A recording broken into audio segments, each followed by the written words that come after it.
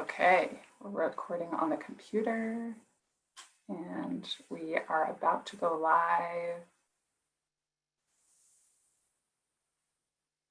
Okay, we are now live and ready to roll. Amazing. Hey everybody, happy Wednesday. It is another amazing Wednesday in our life and I'm so grateful to be here with you today. We are in part 3 of our boundaries chapter. And depending, this might be the last one, but I'm always open to your questions afterward. But let's just take a minute and just recap where we've been. First of all, this is Wellness Wednesday. Welcome. I'm so happy to have you here. This is a 20-minute webinar that we hold every Wednesday at 1 p.m. Eastern Standard. And if you can't make the live, no worries at all, because you can go onto the blog for akalowellness.com and you can get all of the content there. But we'd love to have you live for your questions and your feedback. But my name is Baptiste. If we've never met before, I host this webinar, but I'm also an executive wellness coach, international speaker, and corporate well-being consultant. My firm, Akaloa Wellness, helps individuals break through the effects of stress so that they can thrive. I do this. This is my passion. This is my purpose because I lived in the corporate burnout cocktail for over 10 years. I experienced burnout firsthand. And as I came out of it, it's my mission to give individuals the tools to break through it. So I work with individuals one-on-one, I work with clients in organizations, and I do keynotes to really hone in this idea of breaking through stress. During this time of coronavirus, during this time of a pandemic, a recession, a socioeconomic crisis, it's more important than ever to have the tools and the techniques to start to break through this. Otherwise, it starts to break through us. Do you know what I mean? Most of us can probably nodding their head. And if you're watching this on the replay, hashtag replay, so I can catch up with you and check in and just make sure that you're being served. So let's get into it because we are in our 3rd chapter. The first session about boundaries, we talked about what are boundaries and what are the importance and why should you have boundaries in your life? So if you haven't watched that, go check that out. In our 2nd episode, we started to talk about the boundaries that come up with relationships. So as it relates to a relationship itself, and what are the healthy ways that I can find space and comfort between me and that thing? It's important that you have those tools, those questions, those phrases that you can use. So go back, check that out if you haven't already. Really, really, really important stuff. Now, as we talked about in a couple of our prior episodes, 2 serious boundary killers get in our way. And one is our relationship with others, right? So we talked about that last week, but we're going into it right now. The second one being time. How often do you not get the best use of your time? How often does someone take your time or waste your time or abuse your time? Too often. How often are we not taking advantage of our own time, which is so finite and limited? Often. And so what I want to do for you during this time, because I'm hearing the same conversations that I don't have time to work out because I'm on meetings, literally Zoom meetings from 8:30 or 8 in the morning all the way until 7 at night. That's overwhelming. I literally even get told I don't have time for a pee break. I don't have time to get a glass of water. It's real, right? We're all experiencing this Zoom fatigue. And I know that because I'm doing it here with you. But what's really important, I think what's the differentiator between this moment and surviving versus thriving is how we're using our time to better ourselves. So let's talk about that and why. Well, we know it's important, right? We need our time. Our time is valuable. Time is money, right? If you're talking about an organization, if you're talking about yourself, you know that this is important to be taking advantage of our time. So let's start with, we'll go through a 3-step process. The first step is starting to identify what you need in terms of time to be successful. Because if you start to list that out, we can work backwards. So let's take an example here. So starting to identify what you need to be successful. Okay, in order for me to be successful, I need at least 8 hours in bed. So that's out of 24 hours of my day, I just lost 8 because I need to make space for sleeping.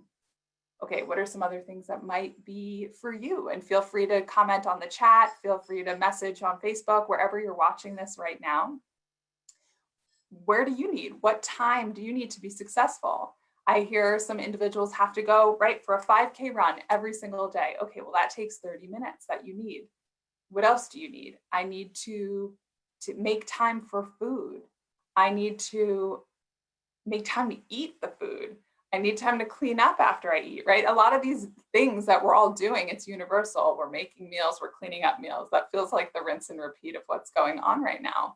But what time do you need to do the things that you need to do? And how can you fit work or everything or anything else into those other gaps?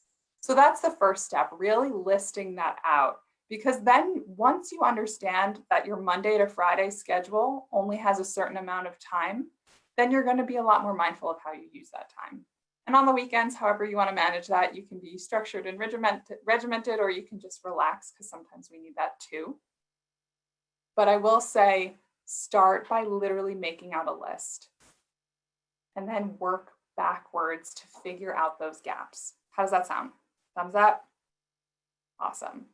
And it's something that's so simple, but it's something we neglect. Usually, even if I know that I need 8 hours of sleep to feel good, I'm somehow sleeping 5.5, 6 hours regularly, or I'm not even going to sleep, or whatever that might be. And you can always look back at a prior sleep during our sleep month module. But it's important that you're figuring out what's important for you to be successful. Because if you're neglecting that day over day, week over week, it's no wonder why you're feeling off. No wonder. All right, so we got it. Number 1, nailed it. I'm going to identify what I need to be successful. I'm going to make a list and make that happen. Good. Okay. Once I know what I need to be successful, I need to have conversations with others to make it happen. So what that means is I need to talk to my partner, my roommate, my boss, my subordinate, my whoever I need to in my world.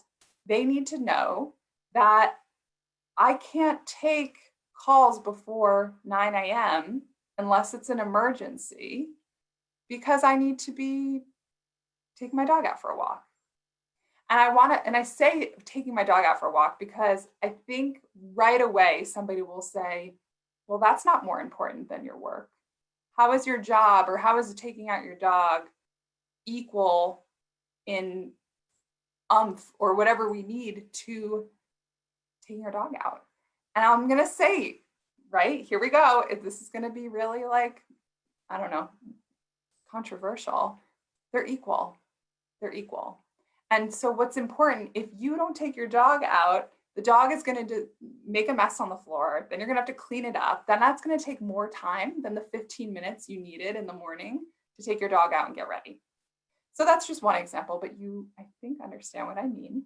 And I think it's really important here that you're understanding you need to have these conversations. And for example, if your boss, because there's an emergency, needs you on an 8:30 meeting, then maybe you ask somebody that's in your household if they can help you that one morning, right? In order to have boundaries, we need to work within others' boundaries, and we need to be mindful of others' boundaries and needs. And that's how we become successful. I was literally on the phone with a partner from a big accounting firm, and she was telling me how she knows that in order to be successful, she needs to hold her own boundaries, take vacation, and actually turn her computer off. But it's really challenging. But she also knows the effect or impact that if she doesn't do it, what happens is that her employees feel that they can't get any time off, right? If she's neglecting her boundary, of course, an employee working for that person is going to think, well, then I don't have boundaries either. And that's the culture that we need to change. And speaking with her was actually an incredible talk, because she's like, we need to do something different, and it's got to be out of the box. And it doesn't have to be hard things. We don't have to change our world altogether, but we need to have a systematic way to build boundaries, to be confident, to do the things that we need to do, like taking my dog out for a walk and knowing that it's just as important as my work. because that is my work. Me being healthy helps me show up to my job so much better, right? Me being my best self makes me happier to show up, me willing to go above and beyond when I need to.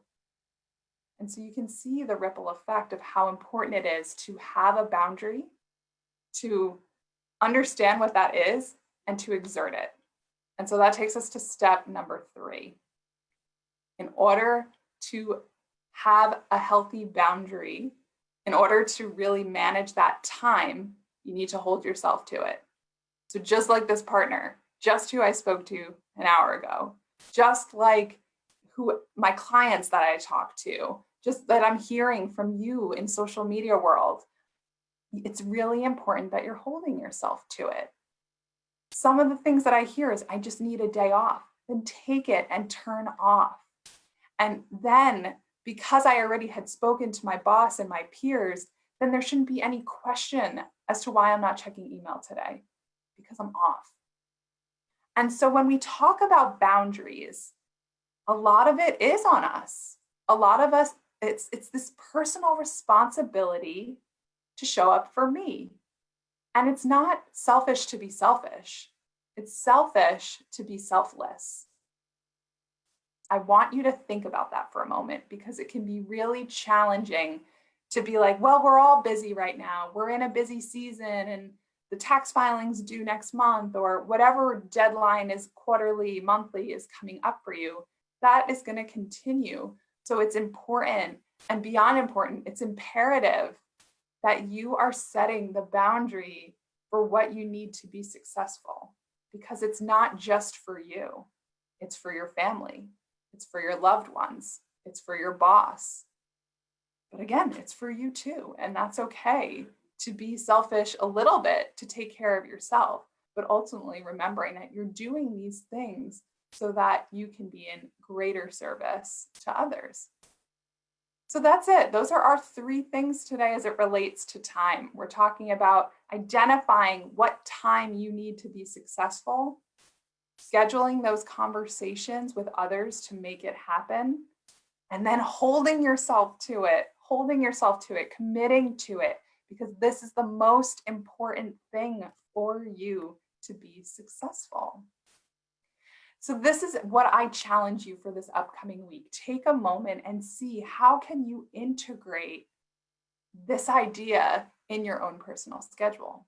What if it were just, I need to carve out 5 minutes today to meditate, or I just need to take 10 minutes to sit outside.